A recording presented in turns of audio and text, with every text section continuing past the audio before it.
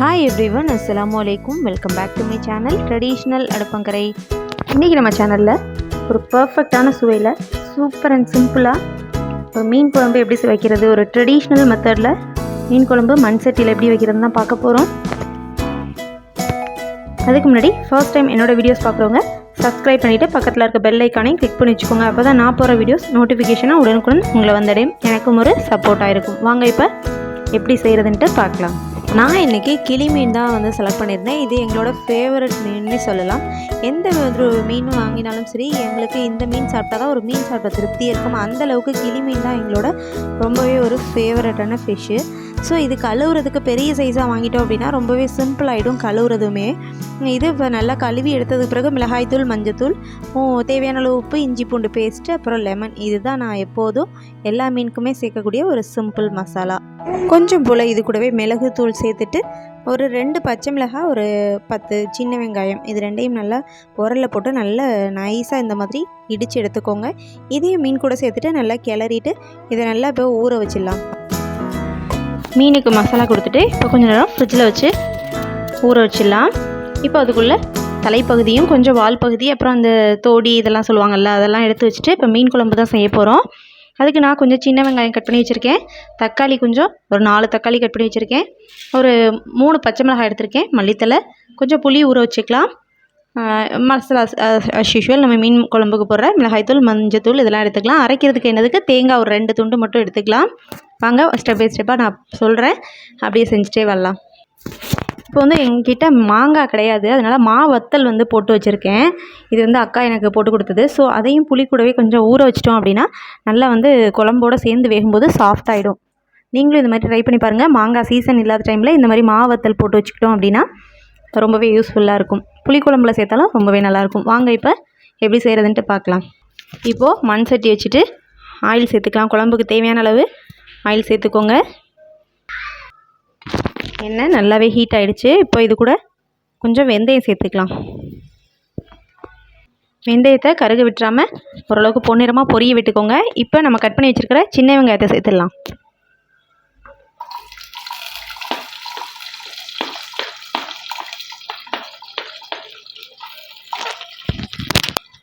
கண்டிப்பாக மீன் குழம்புக்கு சின்ன வெங்காயம் சேர்த்தா மட்டும்தான் ரொம்பவே டேஸ்ட்டாக இருக்கும்.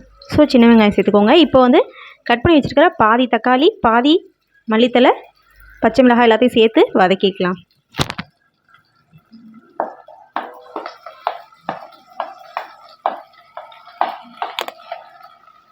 மீதி இருக்கிற மல்லித்தலை கடைசியாக தூவி இறக்குறதுக்கு. இப்போது குழம்பு கொதிக்கும் போது தட்டிட்டு சேர்க்குறதுக்காக இந்த தக்காளியும் சின்ன வெங்காயத்தையும் சேர்த்துருக்கேன். இப்போ இதை நல்லா வதக்கிட்டு எடுத்துக்கலாம். இப்போ வெங்காயம் தக்காளி வதக்கிட்டு இருக்கும்போதே குழம்பை கொஞ்சம் கூட்டி எடுத்துக்கலாம். தேவையான அளவு இப்போ ஒரு பாத்திரத்தில் உப்பு சேர்த்துக்கலாம். இது கூடவே புளியையும் கரைச்சிட்டு சேர்த்துக்கலாம். வத்தலை தனியாக எடுத்துகிட்டு இது கூட சேர்த்துக்கிறேன்.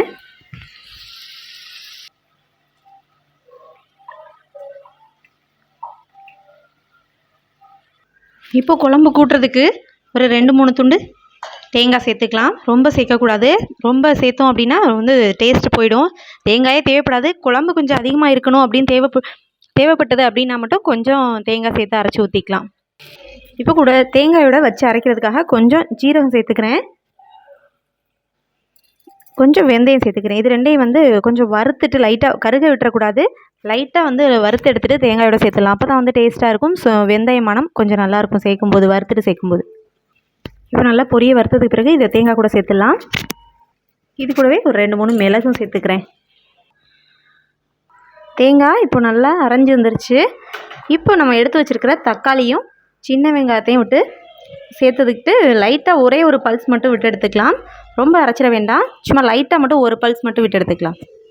இப்போ நம்ம கரைச்சிட்டு எடுத்துருக்க புளி கூட இந்த அரைச்ச தேங்காய் பேஸ்ட்டையும் சேர்த்துக்கலாம். பாருங்கள், தக்காளி லைட்டாக தான் அரைச்சி எடுத்துருக்கேன். ரொம்ப நைஸாக அரைச்சிடாதீங்க. மிக்ஸி ஜாரை கழுவிட்டு தேவையான அளவு தண்ணியும் சேர்த்துக்கலாம்.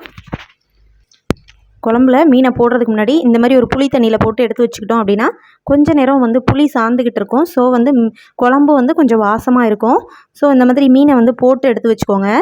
ஃபைனலாக சேர்க்குறதுக்கு முன்னாடியே இந்த மாதிரி புளி தண்ணியில் போட்டுட்டோம் அப்படின்னா உப்பு உரப்பெல்லாம் கொஞ்சம் சார்ந்துட்டுருக்கும். ஸோ அதனால் லைட்டாக இந்த மாதிரி டிப் பண்ணிவிட்டு எடுத்து வச்சுக்கலாம். அதுக்குள்ளே வெங்காயம் தக்காளி நல்லா வதங்கிடுச்சு. மஞ்சள்தூள் 1 ஸ்பூன், மிளகாய்த்தூள் 2 ஸ்பூன் சேர்த்துக்கிறேன், மல்லித்தூள் 2 ஸ்பூன் சேர்த்துக்கிறேன்.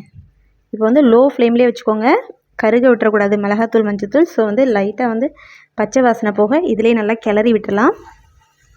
நல்லா ஆயிலே இந்த மாதிரி நம்ம கிளறிட்டோம் அப்படின்னா மல்லித்தூள்லாம் வந்து கொஞ்சம் பச்சை வாசனை அடிக்காமல் ஒரு நல்ல ஒரு மணமாக இருக்கும். இப்போ 2 கிளறினதுக்கு பிறகு நம்ம கூட்டி வச்சுருக்கிற குழம்ப இது கூட சேர்த்துடலாம்.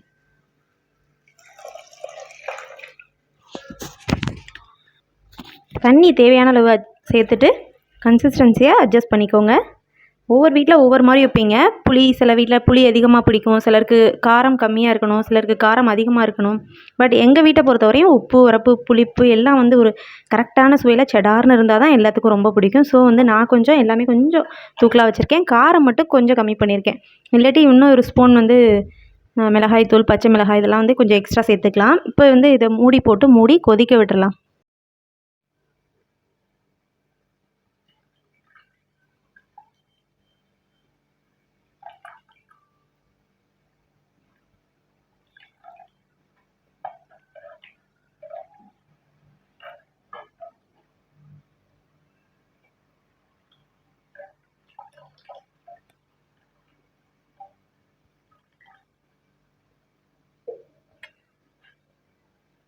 மீன் போட்டு வற்றுறதுக்கு முன்னாடியே குழம்ப வந்து கரெக்டான சுவையில் இருக்கா இல்லை கடுத்த மாதிரி இருக்கா அப்படின்றத செக் பண்ணிக்கோங்க. உப்பு அதிகமாகிடுச்சு அப்படின்னா கொஞ்சம் புளி சேர்த்துக்கோங்க. காரம், உப்பு எல்லாமே கரெக்டான சுவையில் இருக்கா அப்படின்னு செக் பண்ணிவிட்டு ஒரு மூடி போட்டு இப்போ கொதிக்க விட்டுறலாம். நல்லா கொதி வந்ததுக்கு பிறகு அடுப்பை லோ ஃப்ளேமில் வச்சுக்கோங்க. ஒரு அரை மணி நேரம் சிம்லேயே வச்சுட்டேன். நல்லா கொதிச்சு நல்லா வந்து சார்ந்துருச்சு. நல்லா பாருங்கள், தக்காளி வெங்காயம்லாம் நல்லா வந்து மசியவே நல்லா வெந்து கரெக்டான பதத்தில் இப்போ இருக்குது குழம்பு. இதுக்கு மேலே கொஞ்சம் திக்காச்சு அப்படின்னாலும் நல்லா இருக்காது, இதுக்கு மேலே தண்ணியாக இருந்தாலும் நல்லா இருக்காது. ஸோ இப்போ வந்து இந்த ஒரு ஸ்டேஜில் நம்ம மீனை சேர்த்துடலாம்.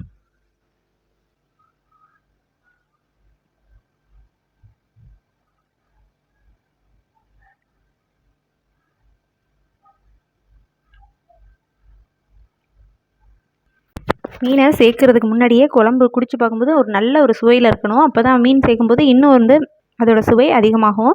ஸோ உப்பு, உரப்பு கரெக்டாக வந்து செக் பண்ணிவிட்டு இப்போ மீனை சேர்த்து 2 நிமிஷம் கொதிக்க விட்டுடலாம். ரொம்ப நேரம் கொதிக்க விட்டுறக்கூடாது. இப்போ மூடி போட்டுட்டு ஒரு 5 நிமிஷம் இருந்தால் போதும்.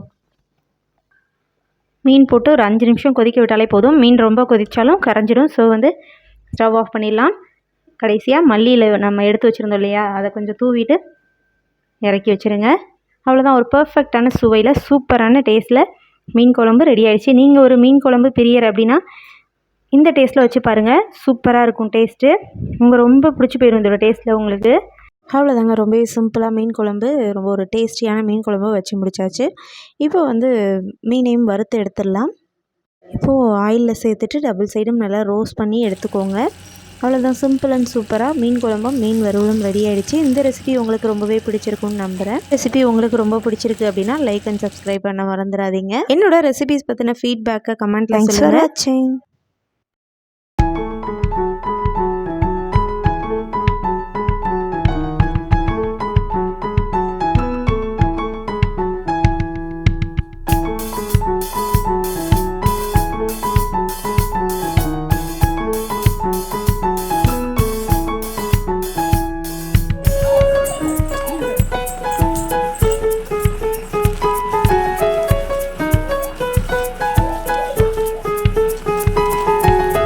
Thank you.